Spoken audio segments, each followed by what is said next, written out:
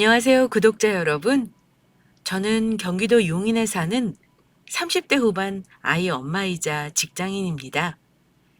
이혼은 2년 전에 했어요. 그때가 아마 결혼 딱 8년째 아이가 6살 때였습니다. 이혼한 이후부터 말씀드리자면 저는 전 남편이 바람나서 이혼했어요. 제가 아무리 아이가 있어서 참고 산다 해도 돈 없는 건 참겠지만 저 말고 다른 여자를 쳐다봤다는 건 못 참겠더라고요.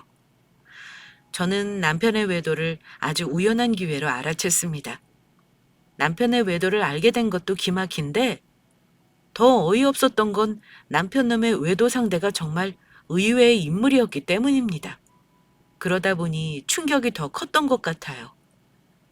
다른 분들 사연 들어보면 다들 촉이 참 좋으시더라고요. 무슨 말이냐면 남편이 평소와 다른 걸 귀신같이 캐치해내고 외도의 증거도 잘 찾는 걸 말씀드리는 겁니다. 반면 저는 그런 분들에 비하면 참 둔한 것 같아요. 한 번쯤은 남편을 의심할 만한 정황이 있었음에도 별다른 의심을 한 적도 없고요. 딱히 남편이 딴짓을 한다고 생각한 적도 없었으니까요.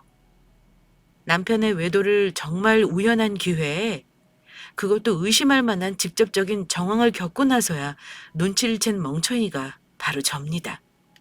저는 결혼 전부터 이 동네에 오래 살았고 친정도 가까워요. 고등학교도 이 지역에서 졸업해서 친구들도 거의 이곳에 삽니다. 작은 동네이다 보니 제가 이혼했다는 소문도 참 빨리 나더라고요. 저랑 어릴 때부터 친했던 친구 하나가 있는데 저 이혼 과정을 다 지켜봐주고 많은 도움을 준 친구예요. 이혼하고 나서 우울해 있는 저에게 이런 얘기를 해줘서 정신 차리고 일상으로 빨리 돌아올 수 있었습니다. 앞으로 이 동네에서 네 남편 놈이랑 바람 피우면 마주칠 일은 영영 없을 거야. 잘못한 인간들이 벌 받고 떠나야지. 너 같은 피해자가 살던 곳을 떠나면 되겠어? 요즘 이혼은 흉도 아니야. 더군다나 너는 잘못한 거 하나 없잖아. 아무 생각 말고 네 아들 열심히 키우면 되는 거야. 그래, 고맙다. 아무것도 아닌 년한테 남편 뺏긴 나 자신이 하도 한심해서 우울했어. 애랑 둘이 살려면 이제는 정신 차려야겠다. 자존심 상할 거 없어. 끼리끼리 어울린다는 말 있지? 원래 수준이 비슷한 것들끼리 눈 맞고 놀아나고 하는 거야. 일찍 알게 돼서 이혼한 걸 운 좋았다고 생각하자. 어차피 지금 아니었어도 언젠가는 바람날 인간이었다고 생각해. 그래. 더 나이 들어서 알았다면 주저앉았을지도 몰라. 이제는 나도 힘내서 앞으로 어찌 살지 고민할게. 남편을 인생에서 내보내긴 했지만 그래도 저를 도와주는 친정 가족들과 친구들이 있으니 저는 행복한 사람이라고 생각합니다. 전 남편과 상간녀의 불륜 사건은 나름 이 동네에서 이슈였던지라 그 둘은 아마 이곳에는 영영 발붙이고 살기 어려울 거라는 생각은 합니다. 이제는 이혼하기 전 시간으로 잠시 거슬러 올라가 이야기를 시작해 보겠습니다. 2년 전 막 코로나가 한창 기승을 부릴 때였는데요. 주위에서 자영업자들 다 망하고 힘들었을 때 남편 회사는 코로나 이슈로 엄청나게 매출이 폭발했던 운 좋은 케이스였습니다. 남편은 직급이 있다 보니 지방으로 출장도 잦았고 주말도 없이 바쁘게 지냈지만 그만큼 돈을 잘 벌어다 줬어요. 사실은 결혼 초반에는 둘이 경제적으로 힘든 게 많았는데 5년 넘어가면서 점차 안정되어 갔고 그제야 내 인생이 황금기구나. 이제는 편하게 남편 덕 보고 살 날만 남았구나 생각했습니다. 하지만 그때 남편 놈이 딱 사고를 친 겁니다. 남자가 주머니 두둑해지고 살만해지면 다른 데 눈 돌린다는 말이 진짜 맞다는 걸 저는 경험으로 알았네요. 남편이 바쁘고 집안일이나 아이 교육에 신경을 많이 못 쓴다 해도 저는 거의 이해하고 살았습니다. 다른 부부들은 어떤지 모르겠는데 우리 부부도 10년 가까이 살면서 무수히 많은 싸움을 거치며 나름 서로에게 포기할 거 포기하고 살던 부부였습니다. 남편과 싸우는 이유는 참 다양했어요. 신혼 때는 돈 때문에 싸웠고, 남편 직장 이직 문제, 술 문제 등등 참 다양한 문제로 많이도 다퉜어요. 그러다가 아이를 낳고 나서는 육아에 도움을 주지 않는 남편에게 잔소리를 많이 하기도 했습니다. 아이 키우는 엄마들은 이해하실 겁니다. 남편이 육아며 집안일을 도와주지 않는 게 얼마나 부부 사이를 멀게 하는 일인지 말입니다. 너무 힘드니 저도 폭발해서 남편에게 화를 낸 적이 많았는데 남편은 그런 저의 마음을 이해해주지 않았습니다. 지우 아빠, 당신은 우리 집에서 하숙하는 사람이니? 잠자고 밥 먹고 자기 몸 씻는 거 웬 눈에 뵈는 게 없어? 나 힘들어 죽겠는데 와서 애 목욕이라도 시켜주면 좋잖아. 애는 나 혼자 낳았냐고. 왜 나 혼자 다 짊어지고 살아야 하는 건데? 나 혼자 돈 버는 건 안 보여? 집에서 애 보는 게 그렇게 힘들면 당신이 나가서 돈 벌어오지 그래? 나도 집에서 애만 보고 싶다. 남편이 일 때문에 힘들면 맛있는 반찬이라도 하나 더 해줄 생각은 안 하고 집에 들어오기도 싫게 만드냐? 누군 뭐 돈 안 벌어받는 줄 알아? 나도 애 때문에 일 못하는 거야. 당신이 이런 식으로 안 하면 나도 직장 다시 다닐 수 있어. 혼자 돈 번다고 유세 떨지 마. 이런 식으로 늘 싸움을 반복했습니다. 둘 다 서로의 입장만 생각하고 상대방 힘든 건 배려하지 않았던 건 맞습니다. 하지만 그때 멀어진 부부 사이는 아이가 어느 정도 커서 육아가 수월해진 후에도 그리 가까워지지는 못했어요. 사실 저는 아이 가졌을 때 만사까지 회사 나가다가 육아휴직을 했었어요. 추후 직장 복귀하려고 어린이집에 일찍 아기를 맡기려 했습니다. 그런데 아기가 어리다 보니 손도 많이 가고 말도 안 통하고 밤에 가끔씩 깨기도 해서 직장을 다니려면 옆에서 남편의 도움이 절실했어요. 하지만 육아나 살림에 전혀 관심이 없던 남편 때문에 결국 저는 회사를 그만두고 전업주부가 되었습니다. 이혼할 때까지 쭉 육아만 하게 된 거죠. 그때부터 남편과는 이미 각방을 썼어요. 남편이라도 잠을 편하게 자라고 제가 나름 배려해 준 거였는데 아이 키우는 걸 거의 독박 육아로 하다 보니 남편과 몸도 멀어지고 마음도 멀어지긴 하더라고요. 육아는 도와주는 거 거의 없었지만 그래도 하나 있는 아들에게는 끔찍해서 아빠가 필요한 자리에는 아이와 같이 시간 보내려고 노력했던 사람이긴 합니다. 아이가 어느 정도 크고 나서는 아빠로서 그것만 됐다 생각하고 나머지는 다 감수하고 산 게 접니다. 아이가 유치원 다닐 무렵부터는 남편도 회사에서 승진도 하고 자리를 잡아가기 시작했고 어느 달은 성과급을 1,000만 원씩 받아올 때도 있었어요. 사람을 제일 기분 좋게 하는 게 금융치료라고 하잖아요. 남편이 돈을 잘 벌어다 주니까 다른 부분이 마음에 안 들어도 그냥 참고 이해하게 되더라고요. 저도 남편과 살면서 속상한 거 많았고 이혼하고 싶다는 생각 해본 적 많습니다. 하지만 부부 사이를 갈라놓는 치명적인 위기가 없었기 때문에 아이 하나 바라보면서 그럭저럭 결혼 생활을 한 거고요. 남들도 저랑 별반 다를 거 없이 살겠거니 하고 살아왔습니다. 그러다가 우리 부부가 이혼하게 되는 단초가 된 사건이 일어난 게 바로 우리 아이가 유치원에 다닐 무렵이었습니다. 남편은 다른 일에는 별로 관심이 없었는데 우리 아이 일에는 그래도 신경을 쓰는 편이었는데요. 한 번은 유치원에서 학부모 참관 수업을 할 테니 참여하라는 안내를 받은 적이 있었어요. 남편이 시간 안 되면 저만 갈 생각으로 그래도 아빠니까 참석 여부를 물어봤는데 남편이 아들 수업하는 거 보고 싶다고 시간을 빼서 같이 가자고 하더라고요. 당신 맨날 바쁘다면서 갈 수 있겠어? 우리 아들 유치원에서 어떻게 지내는지는 나도 봐야지. 나중에 재롱잔치도 가고 운동회도 꼭 갈 생각이니까 그런 거 있으면 미리 말해. 그래. 나 혼자 갈 생각이었는데 앞으로는 얘기할게. 우리 지우가 아빠 와서 좋아하겠네? 그렇게 남편과 함께 참석하게 된 아들의 유치원 참관 수업에서 저는 뜻밖의 우연을 마주하게 되었습니다. 저는 우리 아이 유치원 담임 선생님 이름만 알고 있었고 얼굴을 그날 처음 봤는데요. 아이 선생님을 보는 순간 너무 놀라고 말았습니다. 원래는 참관 수업 끝난 후 담임 선생님께 따로 인사를 할 생각이었지만 먼저 다가가서 인사할 수가 없었습니다. 왜냐하면 아이 담임 선생님은 이미 제가 잘 알고 있는 사람이었기 때문입니다. 아이 담임 선생님은 다름 아닌 제 고등학교 동창이었는데요. 저는 그 친구를 정확히 기억할 수밖에 없는 이유가 있습니다. 저는 그 친구가 유치원에서 선생님을 하고 있는 줄은 몰랐습니다. 왜 그 친구 이름이 내가 기억하고 있는 것과 다른가 했더니 아마 개명을 한 모양이더라고요. 심지어 아들 담임 교사인 줄은 꿈에도 몰랐고요. 고등학교 때도 나름 꿈일 줄 알고 친구들 사이에서 성숙한 아이였던 그 친구는 여전히 그때처럼 날씬하고 예쁘더라고요. 결혼도 안 한 듯 했습니다.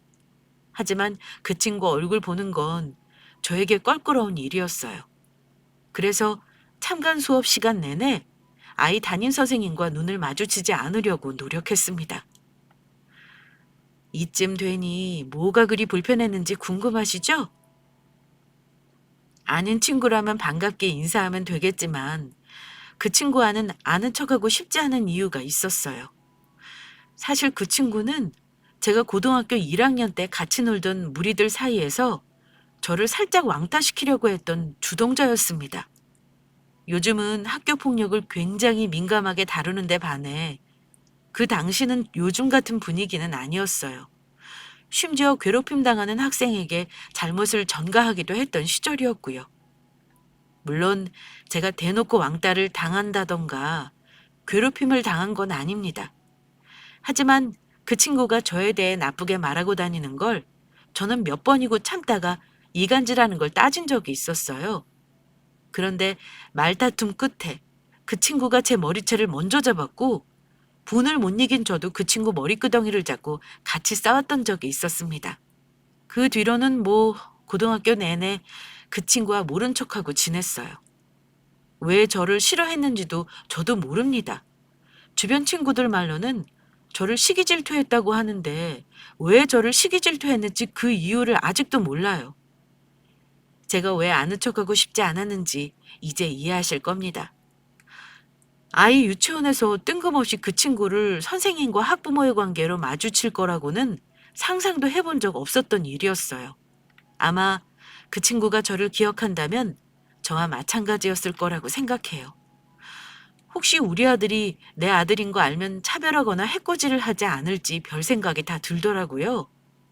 저는 일단 남편에게 자세한 얘기는 하지 않고 인사를 해달라고 부탁했습니다. 지우 아빠, 이따가 수업 끝나면 당신이 나 대신 선생님 인사드려? 우리 지우 잘 부탁한다고? 그래도 아이 부모가 눈도장 한번 찍고 가는 게 좋지 않겠어? 나보다는 엄마가 해야지. 남자가 쑥스럽게 어떻게 그래. 당신이 인사해. 나는 옆에 서 있을게. 역시나 남편은 제 말을 거절하더군요. 이미 수업 중에 눈이 저와 여러 번 마주친 그 친구는 제가 누구인지 알아본 듯 싶어 그냥 저도 아는 척을 하기로 했습니다. 수업이 끝난 후 다른 학부모들의 인사를 받느라 정신이 없었던 와중에도 그 친구와 저는 여러 번 눈이 마주쳤네요. 그런데 뜻밖에도 그 친구가 제게 웃으면서 먼저 말을 걸더라고요. 지우 어머님? 저기 아까부터 알아보긴 했는데 정면고등학교 나온 김선영 맞지? 나 혹시 기억나니? 나 송혜진이야. 결혼하고 애 낳았다는 소식은 들었는데 네 아이가 우리 반이라니 그건 몰랐네. 정말 오랜만이다. 반갑다. 그래. 나는 너 보자마자 알아봤어. 나도 네가 유치원 교사인 줄은 정말 몰랐다. 너는 하나도 변한 게 없는 것 같다. 여전히 날씬하고 여전히 이쁘네. 대학 가면서 서울 갔다더니 넌 아직 이 동네 살았던 거야? 결혼해서 쭉 서울 살다가 작년에 여기로 직장 잡으면서 다시 이사 왔어. 소식 들었는지 모르겠는데 나 사실 이혼했거든. 아, 참. 너는 어디 살아? 나는 요 앞 사거리 삼진 아파트 살아. 거기 우리 반이었던 애들 많이 살더라? 너도 알지? 아, 거기로 이사했구나. 내가 아는 친구도 거기 살고 나도 그 옆 블록 아파트 살아. 가까운 데 살고 있는 줄은 몰랐네. 그런 소식까지는 알고 싶지 않았건만. 그 친구는 이혼해서 작년에 우리 동네로 이사 왔다고 하는 겁니다. 심지어 우리 집에서는 20분 거리로 가까웠고요. 뭐라 할 말이 없어 둘 다 어색한 표정으로 우물쭈물 하고 있을 때 남편이 갑자기 우리 둘 대화를 듣고 나서 끼어들더라고요. 뭐야, 당신이랑 우리 지우 선생님이랑 아는 사이였던 거야? 근데 왜 말 안 했어? 와, 이런 우연이 있나? 선생님 안녕하세요. 제가 우리 지우 아빠입니다. 앞으로 우리 아이 잘 좀 부탁드려요. 집사람이랑 친구였다니까 참 신기하네요. 와, 근데 우리 집사람이랑 친구인데 아이들이랑 지내셔서 그런지 훨씬 더 어려 보이십니다. 우리 지우 앞으로 잘 부탁드립니다. 집사람 친구라고 하니까 왠지 더 안심이 되네요. 아무것도 모르는 남편은 능글맞게 너스레를 떨었고 저와 친구는 어색하게 인사를 마무리했습니다. 아이 담임교사이니 당연히 연락처는 알고 있었죠. 그런데 남편이 창간 수업 끝내고 오는 길에 저한테 그 친구 연락처를 묻는 거예요. 여보, 혹시 모르니까 나한테도 지우 담임 선생님 연락처 좀 알려줘. 내가 당신 대신 픽업 갈 일 생길 수도 있고 혹시 급한 일로 유치원에 연락할 일이 있을 수도 있으니까 말이야. 그래. 학부모 단톡방 있는데 거기 당신도 들어와 볼래? 요즘 아빠들도 참 적극적이더라. 저는 아무 생각 없이 남편을 학부모 단톡방에도 초대하고 그 친구 연락처도 알려줬습니다. 저는 내 아이의 담임교사가 껄끄러운 친구라는 게 불편하다고만 생각했지 그날이 제 삶을 흔들어 놓는 시발점이 된 날이었다는 걸 전혀 알지 못했습니다. 그 뒤 종종 아이 담임으로써 친구와 연락을 하는 일이 있긴 했습니다. 아이가 아프다고 연락이 오기도 하고 제가 여의치 않을 때는 남편이 종종 아이를 대신 픽업하기도 했고요. 딱 그뿐이었습니다. 그 친구를 생각하면 불편했지만 지난 일을 굳이 지금 사과받거나 친하게 지낼 생각은 전혀 없었으니까요. 그저 아이의 유치원 담임 선생님으로만 대할 생각이었습니다. 그런데 남편은 저의 사정을 모르는 건지 종종 속 없는 말을 하더라고요. 친구랑 같이 편하게 밥이라도 먹으라는 둥, 우리 집에 초대를 하라는 둥 엉뚱한 말을 하길래 제가 싫다고 했습니다. 남편은 저더러 우리 아들 잘 봐달라는 뜻으로 그런 거 하나 못하냐면서 친구 맞냐고 막 비아냥거린 적도 있습니다.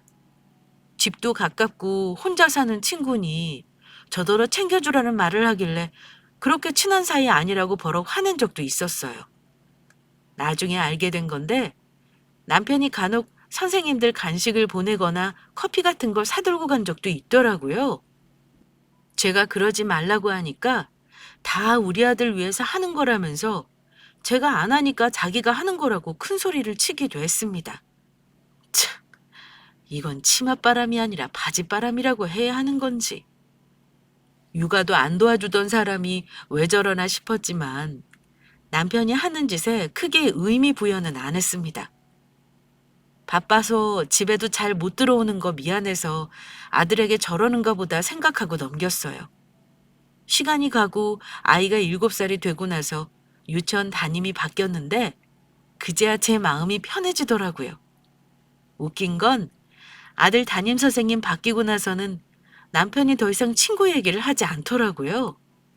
그전에는 종종 제 앞에서 친구 얘기를 꺼내기도 하고 저와 왜 사이가 어색한 건지 묻기도 했었거든요. 남편은 회사 일이 더 바빠졌는지 예전보다 더 지방 출장도 잦아지고 집에 못 들어오는 날도 많았습니다. 바깥 일로 바쁜 사람한테 결혼 초반처럼 투정 부리기 싫었던 저는 그냥 그런가 보다 하고 우리 아이만 신경 쓰고 살았고요. 그런데 그 무렵 남편이 예전과 뭔가 달라졌다는 걸 느낀 게 있었습니다. 원래 육아나 집안일 관심 없고 도와주는 거 모르던 사람이었는데요. 일은 예전보다 더 바쁘다는 사람이 예전과 달리 퇴근하면 집안일도 도와주려 하고 연애할 때처럼 다정하게 굴더라고요. 각방을 쓰고 있었는데 난데없이 방을 합치자는 말도 했고요. 순진하고 멍청했던 저는 이제야 남편이 철이 들었다고 생각했어요. 당신 요즘 뭐 잘못 먹어서 이러는 거 아니지? 갑자기 왜 안 하던 짓을 하고 그래? 나야 물론 좋지만 그냥 그동안 당신이 힘들었겠다 싶어서 그러지. 내가 너무 일에만 매여 살아서 당신 힘든 거 몰라줬나 싶네. 이제부터는 바빠도 당신 많이 도와주도록 노력할게. 아, 아니야. 나도 당신한테 잔소리 많이 했는 걸 뭐. 말이라도 그렇게 해주니까 고마워. 당신이 나랑 우리 지우 편하게 살게 해주느라 애쓰는 거 다 알아. 그 덕에 나도 편하게 살잖아. 달라진 남편 태도에 그동안 서운한 감정이 눈 녹듯 없어지기까지 했습니다. 잦은 회식과 지방 출장으로 예전보다 더 바빠진 남편이 힘들까봐 보약까지 쥐어서 먹였네요. 그것도 남자한테 좋다는 거 다 넣어서요. 남자가 아내에게 안 하던 행동을 한다는 건 뭔가 캥기는 게 있어서라는 걸 저는 몰랐어요. 달라진 남편을 좋다고만 생각했지 전혀 수상하다는 생각을 안 했습니다. 간혹 집에 있다가 전화가 오면 밖에 나가서 받는다거나 문자가 오면 제가 못 보게 가려서 본다든지 하는 일이 있어도 일 관련해서 그런 줄만 알았고요. 저는 남편에 대해, 아니 남편이라는 인간에 대해 너무나 무지했던 여자였네요. 하지만 의심은 전혀 생각지 못한 일에서 싹 트는 법이라죠. 여느 때와 같이 평화로운 일상을 보내던 주말, 단조로웠던 저의 일상을 무너뜨리는 의심을 하게 된 사건이 생겼습니다. 아이가 치킨을 시켜달라는 말을 하길래 골프 치러 간 남편에게 집에 오면서 치킨을 사오라고 부탁했어요. 그런데 남편이 골프가 좀 길어질 것 같다며 집에 놔두고 간 자기 업무용 폰이 있으니 배달앱으로 주문하라고 시키더라고요. 남편은 핸드폰을 2개 썼는데요.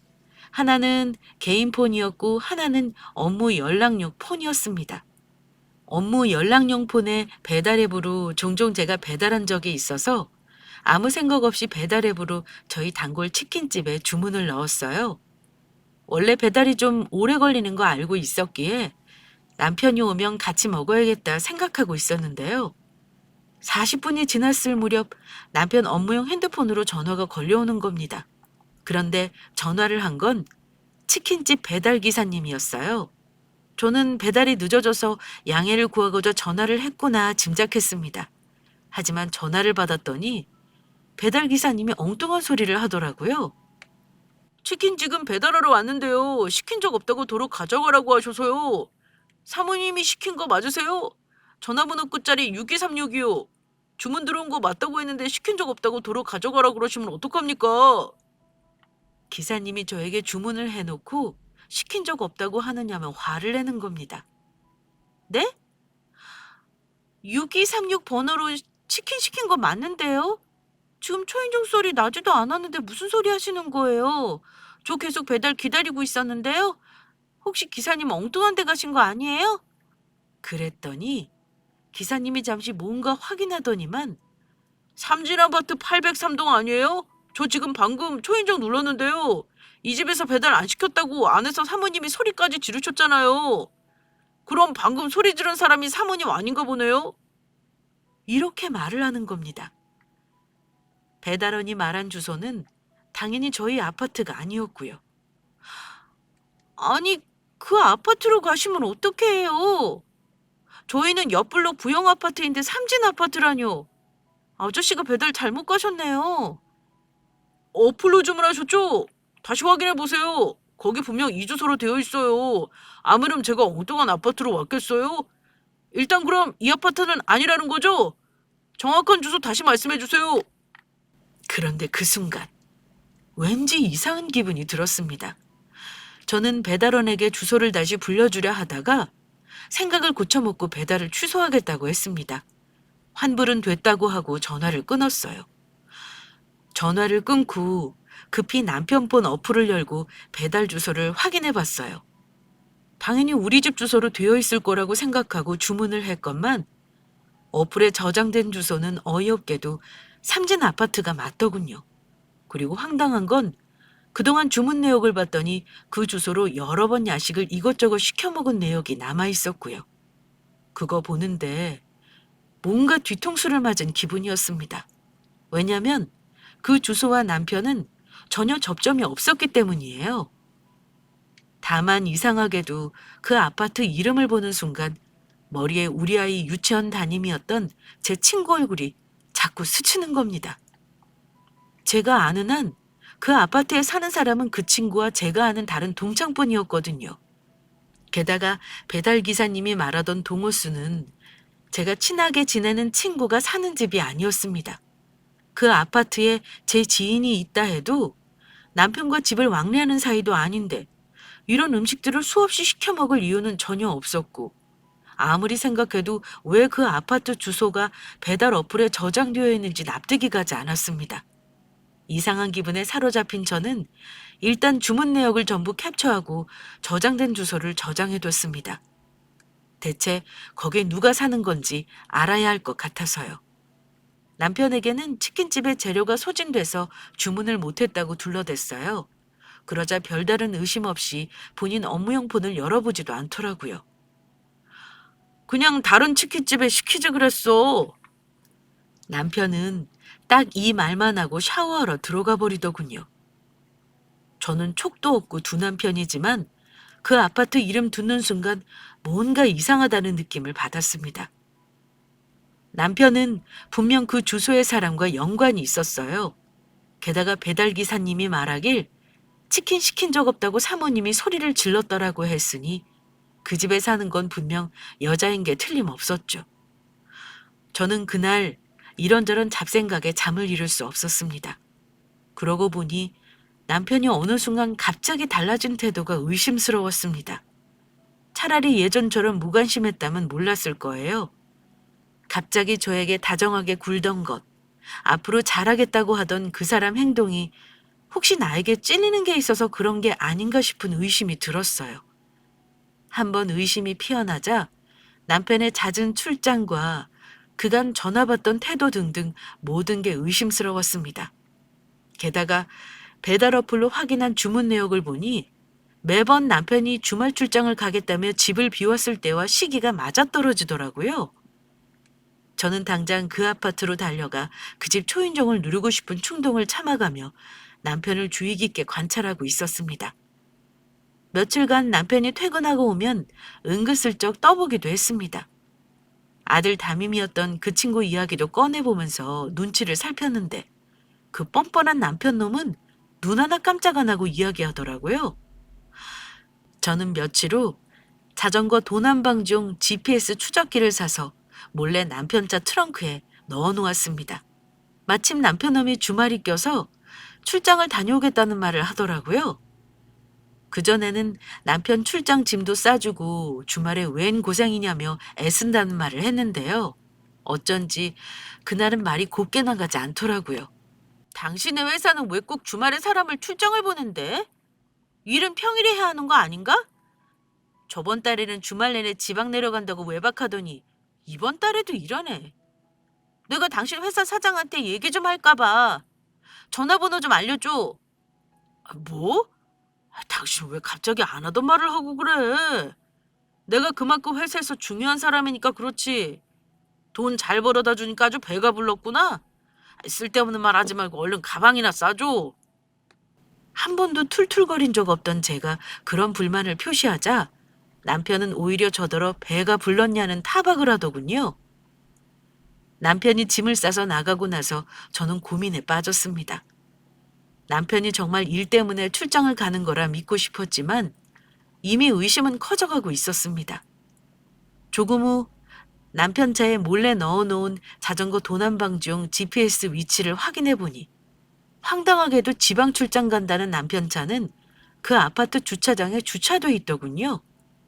확실한 건 남편이 저에게 출장 간다는 거짓말을 한 거였고 그 아파트에 사는 누군가를 만나 주말을 보낸다는 거였습니다.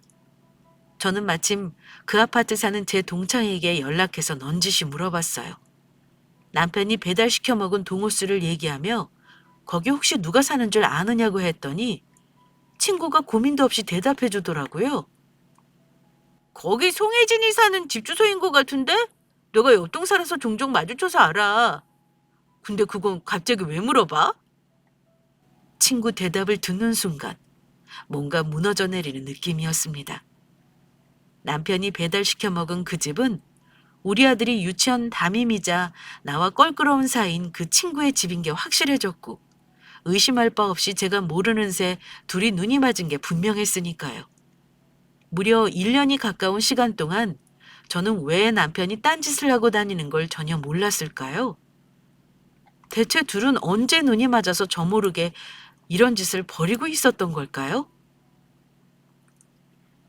배신감으로 가슴이 무너져 내렸습니다. 아무 대답 없이 제가 울기만 하자 친구는 놀라서 이유를 물었고 저는 울면서 자초지정을 설명했습니다. 그러자 저의 설명을 들은 친구가 이러더라고요. 야, 정신 차려! 너 애엄마야! 이런 일 있으면 그냥 넘어가면 안 되는 거야. 울고 있지 말고 의심이 가면 사실 확인하는 게 먼저지. 너 지금 어디야? 내가 도와줄 테니까 당장 우리 아파트로 와. 긴지 아닌지 확인은 하고 보자. 친구 말대로 저는 엄마니까 아이를 생각해서라도 정신줄을 잡아야 했습니다. 겨우 진정하고 저는 문제의 그 아파트로 가서 친구를 먼저 만났습니다.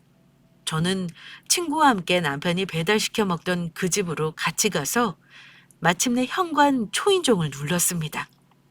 그때 떨렸던 가슴은 뭐라 말할 수가 없네요. 제발 그 안에서 내가 아는 사람이 나오지 않기를 얼마나 바랐는지 모릅니다.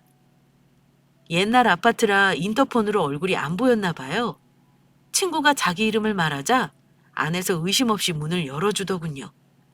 문을 열자마자 보인 건 내가 아는 얼굴이 맞았습니다. 그 친구는 내 얼굴을 보고 무척 당황하더라고요. 웬일이냐고 묻는데 저는 현관에 놓인 남자 신발에 먼저 눈길이 갔습니다. 당연히 아는 신발이었죠. 그 친구가 묻는 말에 대답도 하지 않고 저는 집 안으로 그 친구를 밀치고 들어갔습니다. 야, 이게 뭐 하는 짓이야? 너 왜 허락도 없이 남의 집에 들어오는 건데? 저를 보고 당황한 그 친구가 소리를 질렀지만 저는 아랑곳하지 않았습니다. 제 어깨를 붙잡길래 뿌리쳤더니 이번엔 머리채를 잡으려고 하는데 그 순간 옆에 있던 저의 친한 친구가 그녀 손을 잡아챘습니다. 야, 넌 가만히나 있어! 지금 이게 무슨 상황인지 아직도 모르겠냐? 신발도 벗지 않고 들어간 그 집 거실에는 아무도 없더라고요. 성큼성큼 걸어 안방문을 벌컥 열어젖힌 순간 침대 위에 초조하게 앉아있는 인간과 눈이 마주치고 말았습니다. 그 인간은 역시나 내 남편 놈이 맞았고요. 저는 그 인간 얼굴 보고는 할 말을 잃고 말았습니다. 남편 역시 저를 보더니 놀랐는지 눈만 크게 뜨더군요. 바로 그때 뒤따라 들어온 그년이 이러더라고요. 결국 이렇게 돼버렸네. 뭐 어쩔 수 없지. 야, 이제 어쩔 거야? 뭐 이렇게 된 거 네가 이혼해줘야 하지 않겠니? 내 집에서 이러지 말고 둘이 나가서 얘기하지 그래? 순간 저는 이성의 끈이 끊어져 버리는 걸 느꼈고 바로 그년의 머리채를 잡아챘습니다. 야, 이혼했으면 곱게 살 것이지. 남의 남편은 왜 건드려? 너 대체 언제부터야? 언제부터 내 남편이랑 놀아난 거야? 너는 학교 다닐 때도 나를 못 살게 굴더니 내 남편까지 건드리는 이유가 뭐야? 내가 너한테 뭘 했길래 이러는데? 그녀는 저에게 머리채를 잡힌 채로 비명을 질렀지만 악에 바친 제 힘을 당하지는 못했습니다. 같이 간 친구는 모든 장면을 폰으로 찍고 있었고요. 그런데 그 순간 당황한 남편 놈이 어떻게 했는 줄 아세요? 그년 머리를 잡고 있는 제 손을 떼어내면서 말리는 겁니다. 여보! 일단 이 손 놔. 이 손 놓고 우리 대화를 하자. 내가 일단 다 설명할게. 대화는 무슨 얼어 죽을 대화. 당신이 무슨 설명을 더해? 내 눈으로 보는 게 맞는 거잖아. 대체 둘이 언제부터 이따위로 붙어먹은 거야? 당신 각오해. 내가 너희 둘 다 얼굴 못 들고 다니게 만들어줄 줄 알아. 저는 그녀 머리채를 마구 흔들어 손에 한 움큼 머리카락을 쥐고 나서야 손에 힘을 풀었습니다. 아무 말 못하고 제 기세에 눌려 씩씩거리던 그년이 이러더군요. 야, 남편 간수 못한 인연이 어디 와서 화풀이야? 내가 먼저 그런 거 아니고 네 남편이 나한테 연락하고 접근한 거거든? 그냥 네가 이혼해 주는 게 이 상황에서는 맞지 않겠니? 저한테 와서 잘못했다고 용서해달라고 빌었다고 해도 용서해주지 않았겠지만 그년이 그렇게 나오니 정말 할 말이 없더군요. 이혼을 해줘? 소송에서 너희 두 사람 탈탈 털어줘도 모자랄 판에 내가 미쳤다고 순순히 이혼을 해주냐? 너는 오늘 이후로 입에 풀칠할 걱정부터 해야 할 거야. 그리고 나한테 줄 위자료 잘 마련해놔. 물론 이 동네에서 더 이상 발붙이고 살 생각 안 하는 게 좋을 거야. 저는 친구와 그 더러운 연놈들의 공간을 나왔습니다. 그리고 외도 현장을 잡은 증거물을 친구에게 건네받았어요.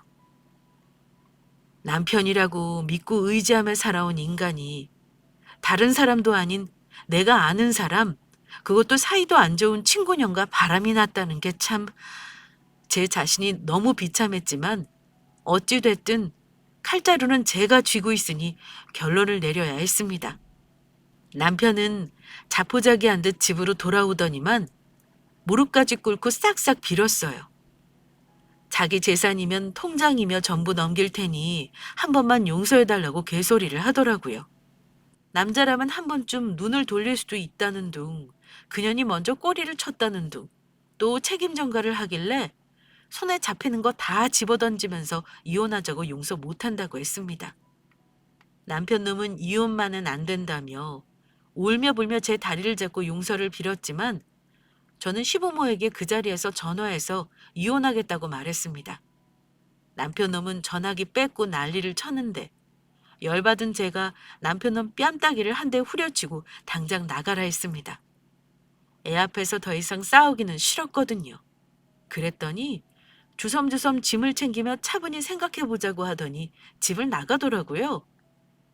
다음날 놀란 시부모님이 집에 연락도 없이 오셨는데 제가 증거 다 보여주면서 이혼하겠다고 했습니다. 그런데 황당한 게 뭔 줄 아세요? 그 상황에서 시모는 아들 편이더라고요. 아니, 네가 대체 어찌했길래 남편이 다른 여자한테 눈을 돌려? 그러지 마. 남자가 한 번은 그럴 수 있다. 한 번 용서하면 앞으로 더 잘할 거야. 애도 있는데 네가 참아야지. 어이가 없어서 제가 그랬습니다. 아들 바람 피운 걸 제 탓을 하시네요? 그게 왜 제 탓이에요? 그런 것도 남편이라고 친구년이랑 바람난 새끼를 어떻게 믿고 사냐고요? 어머니 같으면 그러시겠어요? 그런 말 하실 거면 당장 나가세요. 저는 시부모에게 울면서 할 말 다 했습니다. 시부모님은 항상 예의 바른 며느리만 보다가 이렇게 도끼 품고 바락바락 대드는 제 모습 보고 놀라셨는지 아무 말도 안 하시고 시부는 옆에서 한숨만 쉬시더라고요. 그 후 남편 놈은 시댁에서 지낸다고 들었고 그 인간과 별거하면서 이혼 소송과 상간녀 소송 준비를 했습니다. 저도 고민할 것 없이 고소먹을 각오하고 유치원 게시판과 지역 맘카페에 남편과 바람난 친구년 신상을 깠습니다. 그 후로는 뭐 예상하다시피 난리가 났죠. 맘카페가 발칵 뒤집어졌고 불륜녀가 다니는 유치원에 아이 맡길 수 없다는 민원이 유치원에 빗발친 걸로 알고 있습니다. 친구가 전해준 소식에 의하면 그녀는 자발적으로 유치원을 그만뒀다고 하더라고요. 그년이 그만둔 이후에도 유치원 이미지에 큰 타격을 입고 원화가 빠져나갔다며 유치원 원장이 손해배상 청구를 했다고 들었습니다. 그 얘기 들으니까 속이 시원했지만 제 복수는 거기서 끝나지 않았습니다. 저는 그년과 관련된 모든 인맥들에게 불륜을 까발려서 아예 이 동네에 발도 못 붙이게 만들어줬습니다. 그리고 남편놈이 이런 걸로 회사를 잘리지는 않겠지만 망신은 줘야겠다 싶었어요. 마침 남편이 업무용 폰을 못 챙겨가서 집에 있길래 직원들 200명이 넘게 있는 직원단체 단톡방에 친구가 찍은 동영상을 뿌려버렸습니다. 동영상 속에서 여자의 머리채를 쥐고 흔드는 저와 그걸 말리는 남편. 누가 봐도 불륜 현장을 잡은 영상이라는 걸 알아챌 수 있었을 겁니다. 웃긴 건 아무도 그 동영상을 보고 아는 척을 하거나 댓글을 달지 않았다는 겁니다. 다들 경악했을 겁니다. 능력 있고 회사에서 한자리 하던 사람이 뒤로는 그런 불륜을 저지르고 있었다는 게 엄청난 이슈거리였겠죠. 남편은 그 사실을 뒤늦게 알고 삭제해달라고 연락 왔지만 삭제가 무슨 소용이겠어요? 이미 남편은 불륜남으로 박제되었을 테니까요. 그 후 이혼 소송 통해 재산은 정확하게 분할했어요. 위자료 몇천 두둑히 챙겨받았고 그녀에게도 상간녀 소송 위자료 1,800만 원 받아냈습니다. 남편과 바람난 년은 직장 잃고 다른 동네로 이사 갔다고 들었네요. 저는 살던 집이 제 명의라 아이와 계속 살고 있습니다. 이혼 준비하면서 참 막막했었는데 그래도 다 사라지긴 하더군요. 다행인 건 경력 단절이 있지만 무사히 일자리를 잡았다는 겁니다. 아이 양육비 받는 게 있으니 충분히 아이와 먹고 살만하게 지낼 수 있을 것 같습니다. 제가 해보니까요. 이혼하고 사는 거 별거 아니라고 말씀드리고 싶어요. 혹시 저와 같은 상황에 처하신 분에게 저의 사연이 도움이 되었으면 좋겠네요. 저는 앞으로 당당하게 아이와 보란 듯이 잘 살아내겠습니다. 어째 제 이혼 사연 듣고 속이 좀 시원하시려나요? 멍청하게 당하고 있지만은 않아서 그런가 복수의 마음도 조금은 사그라들긴 하더라고요. 두 사람이 벼락 맞아 죽기를 바라는 것도 이제는 안 하려고요. 제가 아이와 행복하게 사는 게 더 중요한 거니까요. 저의 이혼 스토리는 여기까지입니다. 긴 사연 들어주신 구독자분들께 감사 인사를 전하며 제 사연은 마치겠습니다. 감사합니다.